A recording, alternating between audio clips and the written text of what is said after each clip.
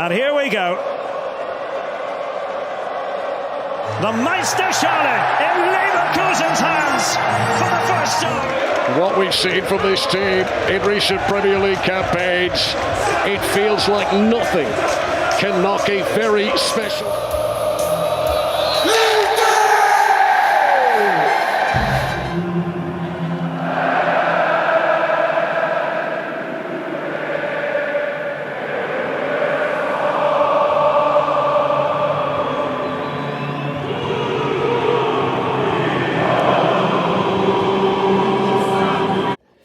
So with Real Madrid not surprisingly beating Borussia Dortmund in the Champions League final, that's pretty much the end of the 2023-24 club season in Europe. And yeah, I guess this is not going to be some sort of review where we're going to break down every single league team and all that, because I think that's probably been done and dusted, and there's not really a whole lot to talk about. But more like a sort of high level overall view of what has been a very intriguing season, even if the conclusion, as with the Champions League final and most of these leagues, is sort of what we expected.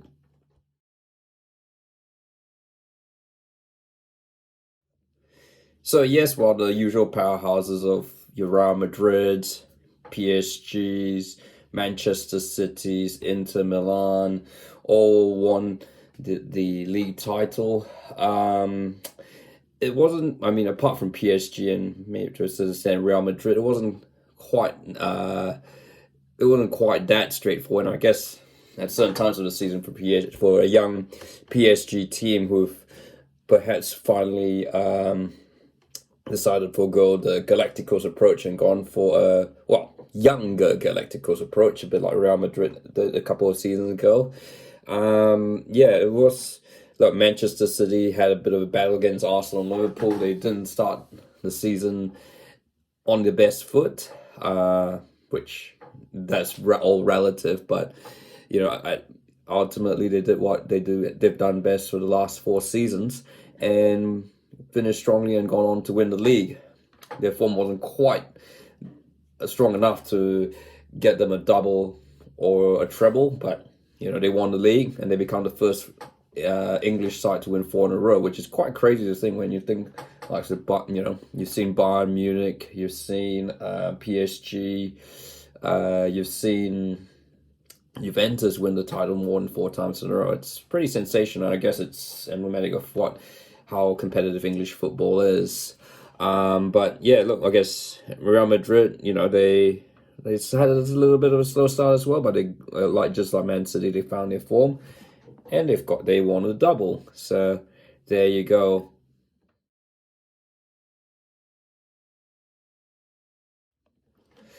But I think what really stand out from this 2023-24 season is the rise of the underdog. And that's, more evident not in Germany.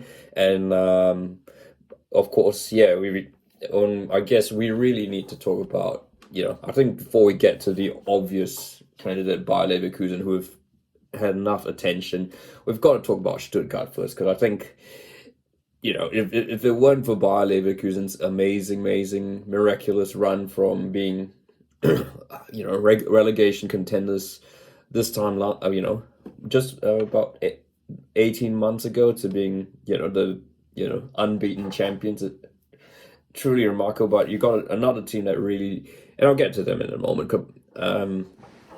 On the final word before we have, as a final word on the Bundesliga, but we've got to talk about, VfB Stuttgart, who under Sebastian Nunes, would have been the surprise of the season, would have been the story of the season if it weren't for Leverkusen. They, of course, had Stuttgart, of course, a long time ago were Bundesliga champions, but, they in recent times have fallen high, which is, crazy thing, even though they've kind of got, sort of got Mercedes-Benz backing a bit. But yeah, Sebastian Nunes, who was pretty much an unknown, and surprisingly hasn't been offered any other jobs around, certainly not by Bayern Munich or any other, other than the top clubs. Will had the chance to show what he could really do with a Stuttgart team that's not really considered much of by most German teams, let alone by overseas clubs. So it will be interesting to see. Of course, Stuttgart were in the Champions League many years ago when I was growing up. So yeah, it's a bit of a throwback. Stuttgart, and then of course the other story, of course, is the rise of Heidenheim, who, because Germany got 5 spots, the Europa League and Europa League Conference spots drop further down the table, and that means Heidenheim get a spot in the Europa Conference League, which is truly remarkable when you consider that, to get to the Bundesliga, they really were dependent on other results. So, speaking of which, the Bundesliga continues to, be a league of underdogs. I guess it seems fitting. You got FC St. Pauli, you've got Holstein Kiel coming back to the Bundesliga next season, and but of course the final word has to go to Bayer Leverkusen. I guess one wonders if the one thing I wonder is, unbeaten in the league, gone on with the DFB Pokal. They were one game from winning the Europa League, and I guess, it was always going to be hard to complete the perfect, an unbeaten season across 3 competitions. But what they've achieved, only 1 loss all season across all comps and unfortunately it came in the final against Atalanta. But I guess the thought is, it's an interesting what if Bayer Leverkusen had been playing in the Champions League this season. How would they have gone? In my opinion, I think they would have gone all the way. I don't know whether they would have beaten Real Madrid necessarily, so I guess maybe losing that 1 loss to Real Madrid probably, would have been like, oh, well, Real Madrid are Real Madrid with all those players. But, it is still one of the great unbeaten seasons. I think it tops anything that we've had. I mean, you've talked about Arsenal's invincible season. Juventus have done the unbeaten season, but I think what Bayer Leverkusen done with the squad that they have, I think it's truly impressive.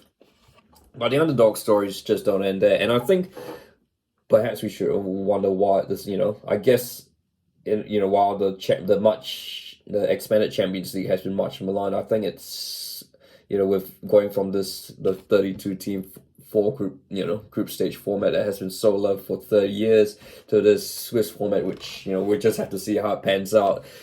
I guess the positive, it has kind of made a lot of these sides suddenly step up their games. I mean, in Spain you've seen Girona. Look, I mean, whether they fit the underdog bill because they are owned by Manchester City Group, well, but I mean they are still Girona have never been in the top 4 of the Spanish top flight, and to get to be in a title fight for much of the season, and then and end up in the Champions League is still a huge achievement.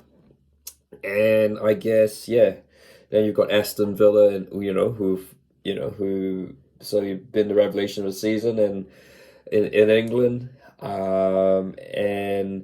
and you've got, I've already spoken about Stuttgart, and then of course in France you've got Stade Brest, who I'm not going to fall into that, but Stade Brest getting that 3rd Champions League spot that France earned of the expansion, and that is going to be a really amazing story. And of course, it leads us nicely to Italy, who not just 1 but 2. I think we can call Atalanta underdogs, much as I know they've been in the Champions League in recent times, but they are still relatively compared to the Milanese, the Roman, and the Turin clubs. They are still small as an Italian, by contrast, when you compare them. Congratulations to them on winning the Europa League. It's their first ever European title. I think it must be their first title anywhere, because I think they have had that reputation of losing Coppa Italia finals after Coppa Italia finals. Atalanta, so look, I've always been a fan of Atalanta. I've always liked the way they play their football. It's so not Italian. I guess nowadays I don't have to say the old idea of Catenaccio is kind of dead now. But just love Gasperini and love the way they've had all these players over the years. And I thought Gasperini and Atalanta's time had sort of come in it when they didn't quite make Euro a few seasons ago. But they've been born again. So that's truly remarkable.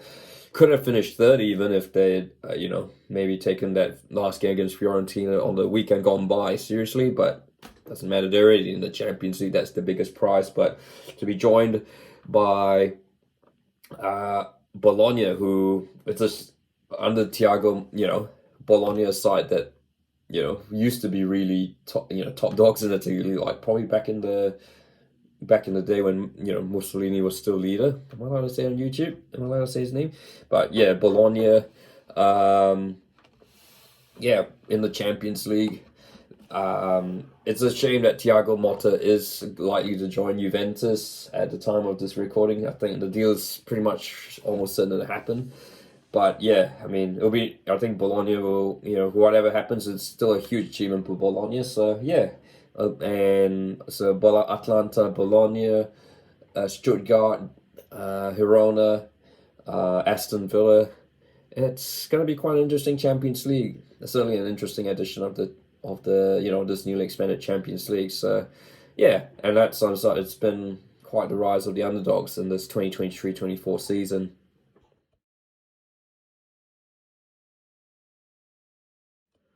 I guess the one thing we should probably just want to cap off is, have we seen I guess it's, on paper it seems Italian football is back on the rise after, certainly the last 10-15 years has not been great for Italian football on the, I guess sort of tied with the downfall of the Italian economy, all the scandals and all that.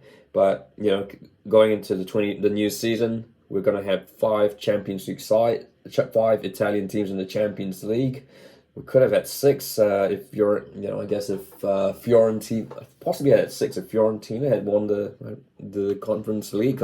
But and then of course and you've got plus Fiorentina and Roma in the lower competitions.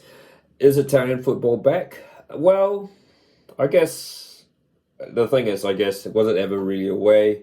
I mean, yes, Italian football did have some difficult years, but Spanish clubs have had difficult years, English clubs, German clubs, and I guess Italian clubs, there's always that lure of playing in Italy, and I guess particularly in recent times with British players, for some reasons there are quite a few Scots who seem, the Italian clubs seem to really love this new generation of Scots, and of course you have your Chris Smallings, your Carl Timoris and all that playing in Italy. Is that, I guess, it is kind of, while the Premier League is in a race of its own, I guess, it does need some rivals, and it's not, the Super League had some idea that it needed to compete with the Premier League, and while that's shot in the water, I guess the next thing is to rely on other European leagues, and I guess the Italian Serie A is probably the best placed league to really challenge the Premier League, even if they're never going to come close. I think I did another video, the broadcasting rights for the Premier League, for Serie A, it's still pittance compared to the Premier League, but Italian football offers the weather and, offers a different form of football, not, a diametric, a contrast to the fast crash bang of the Premier League. You've got, and it's not dull and boring. It's a lot. I think some of the best goal scorers have started, they are playing in the Serie A. So watch this space. We shall see. But that is it to the 23-24 club season. As now we just kind of bide our time and prepare for the Euros and Copa America, but that's pretty much it for the club season. What were your highlights? And yeah, if you like this video, feel free to like and don't forget to subscribe. And yeah, we'll leave you with the goal of my goal this season. Look, you've seen this goal, but it's just too good that I'm just going to leave it. That will be my goal this season.